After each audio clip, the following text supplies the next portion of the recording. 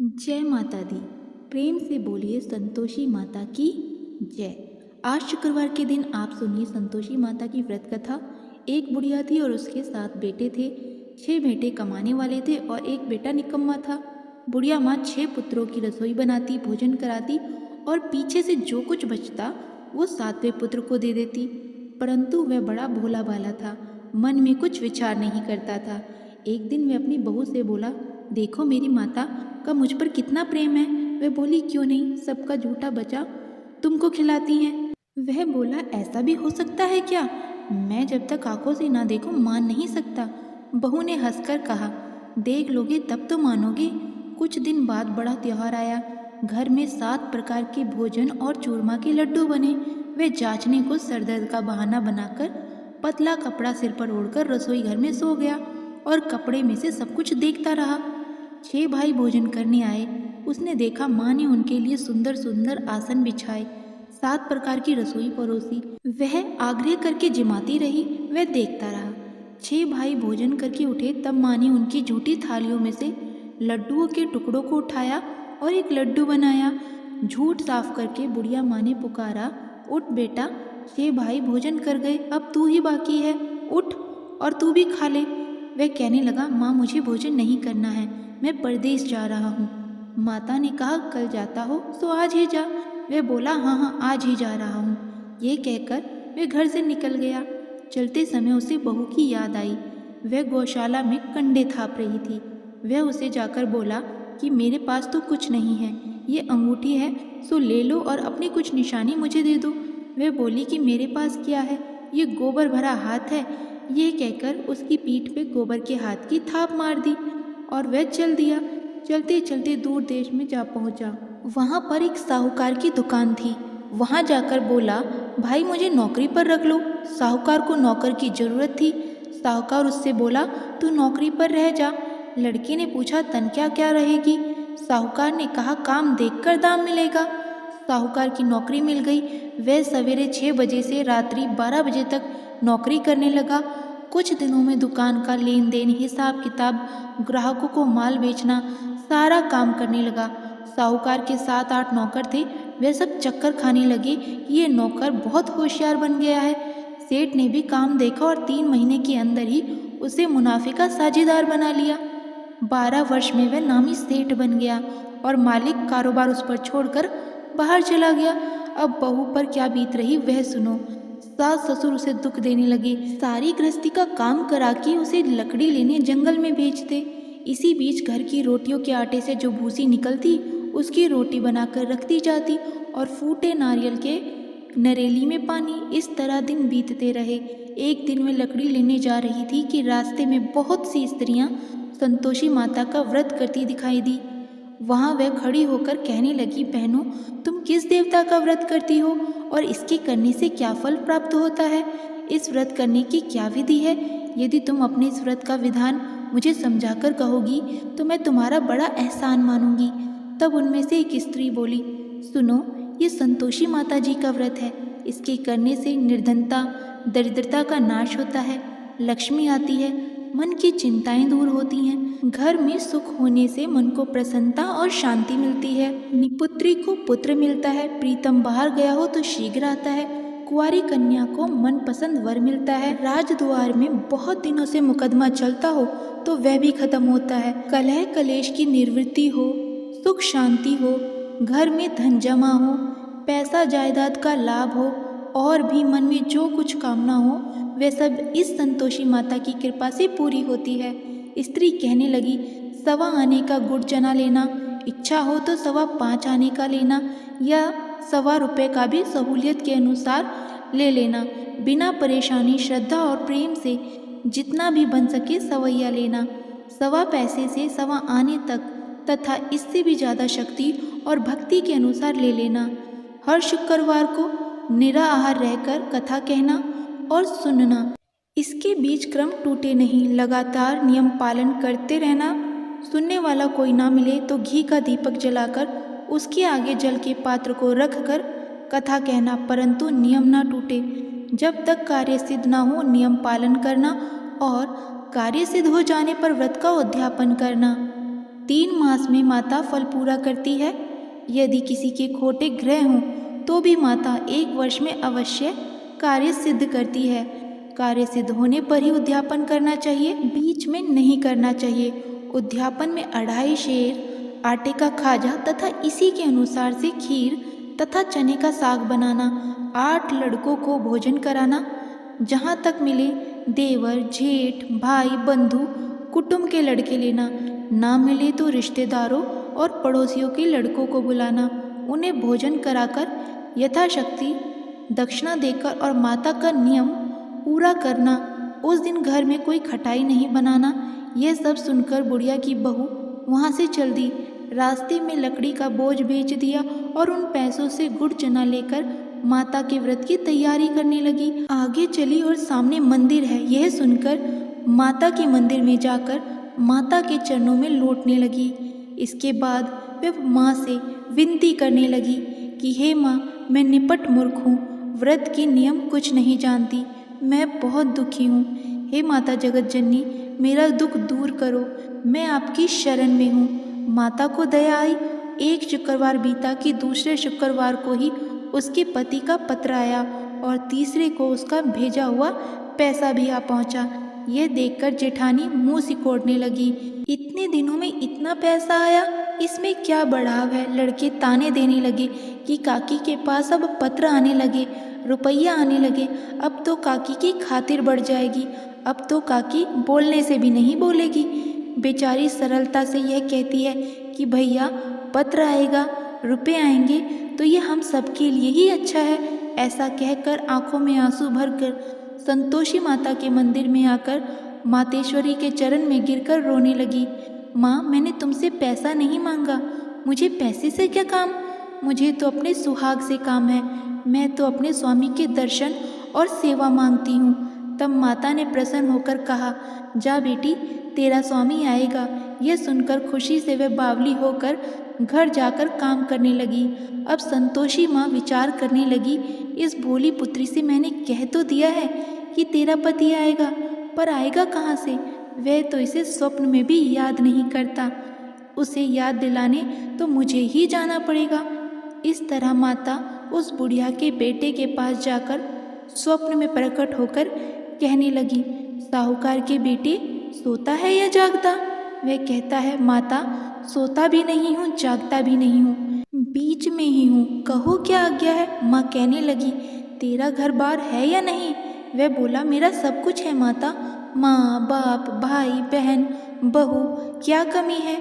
माँ बोली, पुत्र, तेरी घरवाली कष्ट उठा रही है, माँ बाप उसे दुख दे रहे हैं, वे तेरे लिए तरस रही है, तू उसकी सुध ले। वह बोला, हाँ माता, यह तो मुझे मालूम है, पर मैं जाऊँ तो जाऊँ कैसे? परदेश की बात है, लेन देन का कोई हिसाब नहीं, कोई जाने का रास्ता नज़र नहीं आता, कैसे चला जाऊँ? माँ कहने लगी, मेरी बात मान, सवेरे नहा धोकर संतोषी माता का नाम लेकर घी का दीपक जलाकर दंडवत कर दुकान पर जा बैठना।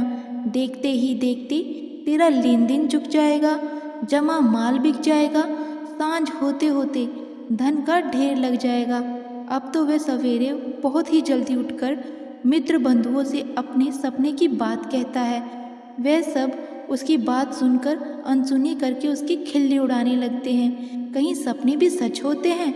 एक बूढ़ा बोला, देख भाई, मेरी बात मान, इस तरह साच झूठ कहने के बदले देवता ने जैसा कहा है वैसा ही करना, तेरा क्या जाता है। अब बूढ़े की बात मानकर वह नहा धोकर संतोषी माता को दंडवत कर घी का दीपक जलाकर दुकान पर जा बैठता है। थोड़ी ही देर में वह क्या देखता है कि देने वाले रुपया लाए, लेने वाले हिसाब लाए, कोठे में भरे सामानों के खरीदार नगद में सौदा करने लगे। शाम तक धन का ढेर लग गया। मन में माता का नाम लेकर प्रसन्न होकर घर जाने के वास्ते गहना, कपड़ा, सामान खरीदने लगा। यहाँ के काम से निमट कर वह घर को रवाना हुआ। उधर बहू बेचारी जंगल में लकड़ी लेने जाती है, लौटते वक्त माताजी के मंदिर पर विश्राम करती है।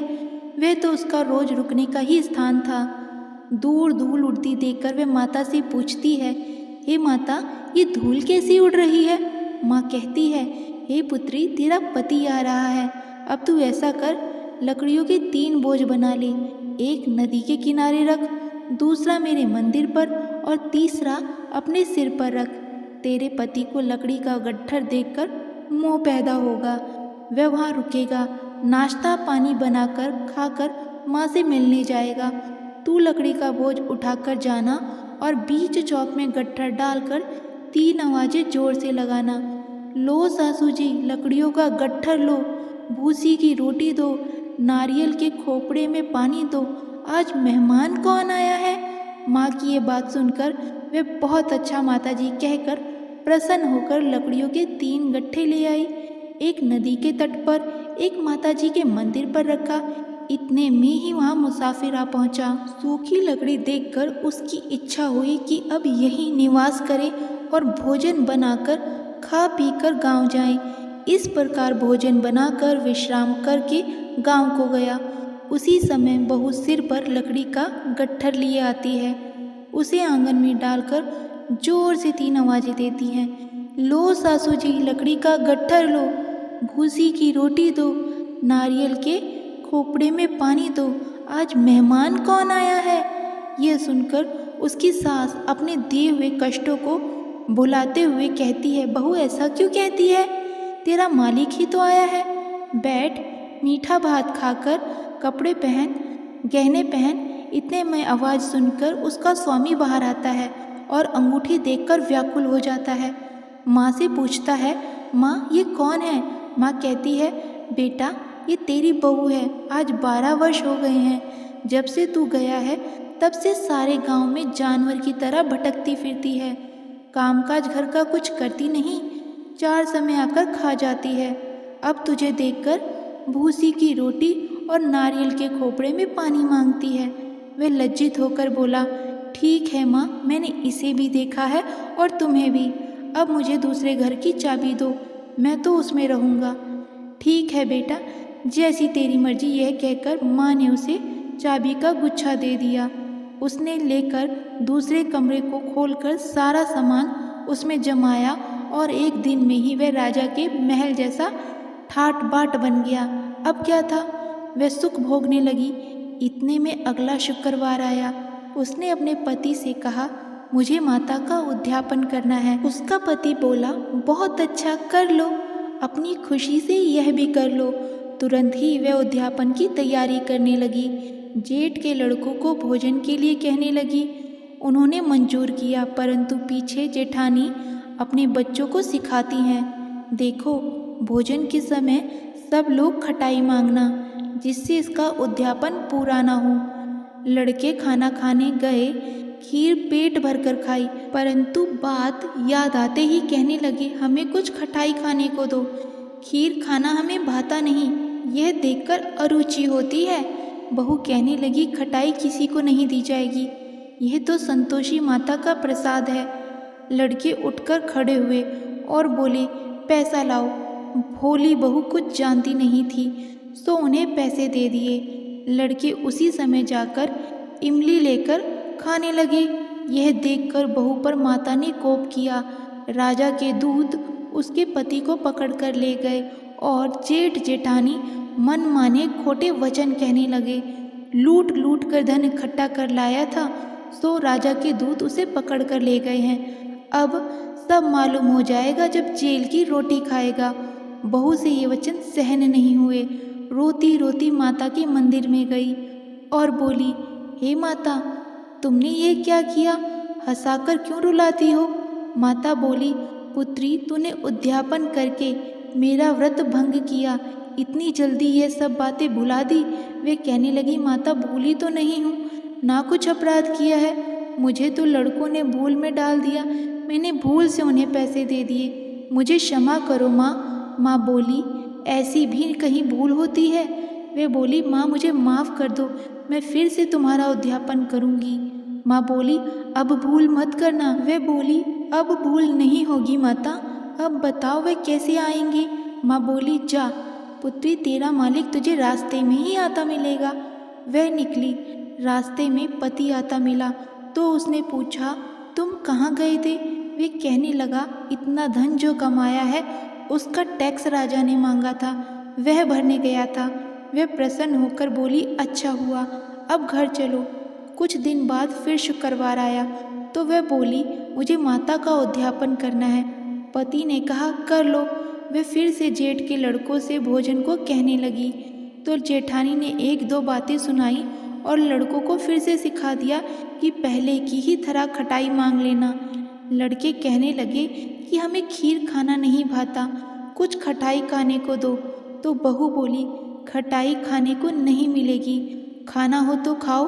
यह कहकर ब्राह्मणों के लड़कों को जाकर भोजन कराने लगी। यथाशक्ति दक्षिणा की जगह एक एक फल उन्हें दिया। इससे संतोषी माता प्रसन्न हुई। माता की कृपा होते ही 9वें मास उसको चंद्रमा के समान सुंदर पुत्र प्राप्त हुआ। वह पुत्र को लेकर प्रतिदिन माता जी के मंदिर को जाने लगी। माँ ने सोचा कि ये रोज आती है, आज क्यों ना मैं ही इसके घर चलूं, इसका आसरा देखूं तो सही। यह विचार कर माता ने भयानक रूप बनाया। गुड़ और चने से सना मुख, ऊपर से सूंड के समान होठ, उस पर मक्खियां भिन भिना रही थी। दहलीज में पैर रखते ही उसकी सास चिल्लाई, देखो कोई चुड़ैल डाकिन चली आ रही है, लड़कों इसको भगाओ, नहीं तो ये किसी को खा जाएगी। लड़के डरने लगे, चिल्लाकर खिड़की बंद करने लगे। बहू रोशनदान में से देख रही थी, प्रसन्नता से पगली होकर चिल्लाने लगी कि आज मेरी माता मेरे घर आई है। यह कहकर बच्चे को दूध पिलाने से हट जाती है। इतने में सास का क्रोध फूट पड़ा। वह बोली कि इसे देखकर कैसे उतावली हुई जो बच्चे को पटक दिया। इतने में माँ के प्रताप से जहाँ देखो वहाँ लड़के ही लड़के नजर आने लगे। बहू बोली, माँ जी, मैं जिनका व्रत करती हूँ ये वे संतोषी माता हैं। इतना कहकर झट से सारे घर के किवाड़ खोल दिए और सबने माता के चरण पकड़ लिए और विनती कर कहने लगे, हे माता, हम मूर्ख हैं, अज्ञानी हैं, तुम्हारे व्रत की विधि हम नहीं जानते हैं। तुम्हारा व्रत भंग करके हमने बहुत बड़ा अपराध किया है। हे माता, बहू को जैसा फल दिया वैसा सबको देना। जो भी ये कथा पढ़े या सुने उसके सभी मनोरथ पूर्ण होंगे। प्रेम से बोलिए संतोषी माता की जय। आइए अब सुनते हैं संतोषी माता की आरती। जय संतोषी माता मैया, जय संतोषी माता, अपने सेवक जन की, अपने सेवक जन की सुख संपत्ति दाता। जय संतोषी माता, सुंदर चीर सुनहरी माँ धारण कीनो, मैया माँ धारण कीनो। हीरा पन्ना दम के, हीरा पन्ना दम के, तन श्रृंगार लीनो। जय संतोषी माता, घेरू लाल छटा छवि, बदन कमल सोहे, मैया बदन कमल सोहे। मंद हसंत करुणामयी, मंद हसंत करुणामयी, त्रिभुवन जन मोहि। जय संतोषी माता, स्वर्ण सिंहासन बैठी, चवर दुरे प्यारे, मैया चवर दुरे प्यारे। धूप दीप मधुमेवा, धूप दीप मधुमेवा, भोज धरे न्यारे। जय संतोषी माता, गुड़ अरुचना परम्पी, तामे संतोष कियो, मैया तामे संतोष कियो। संतोषी कहलाई, संतोषी कहलाई, भगतन वैभव दियो। जय संतोषी माता, शुक्रवार प्रिय मानत, आज दिवस सोही, मैया आज दिवस सोही। भक्त मंडली छाई, भक्त मंडली छाई, कथा सुनत मोही। जय संतोषी माता, मंदिर जगमग ज्योति मंगल ध्वनि छाई, मैया मंगल ध्वनि छाई। विनय करे हम सेवक, विनय करे हम सेवक, चरणन सिर नाई, जय संतोषी माता। भक्ति भाव में पूजा अंगीकृत कीजिए, मैया अंगीकृत कीजिए। जो मन बसे हमारे, जो मन बसे हमारे, इच्छित फल दीजिए, जय संतोषी माता। दुखी दरिद्र रोगी संकट मुक्त किए, मैया संकट मुक्त किए। बहु धन्य धान भरे घर, बहु धन्य धान भरे घर, सुख सौभाग्य दिए, जय संतोषी माता। ध्यान धरे जो तेरा वांछित फल पायो, मैया वांछित फल पायो। पूजा कथा श्रवण कर, पूजा कथा श्रवण कर, घर आनंद आयो, जय संतोषी माता। चरण ग्रह की लज्जा राखियो जगदम्बे, मैया राखियो जगदम्बे।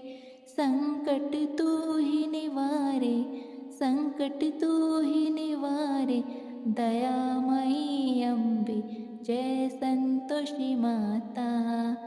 संतोषी माता की आरती जो कोई जन गावे, मैया प्रेम सहित गावे। रिद्धि सिद्धि सुख संपत्ति, रिद्धि सिद्धि सुख संपत्ति, जी भर के पावे, जय संतोषी माता। जय संतोषी माता, मैया जय संतोषी माता। अपने सेवक जन की सुख संपत्ति दाता, जय संतोषी माता।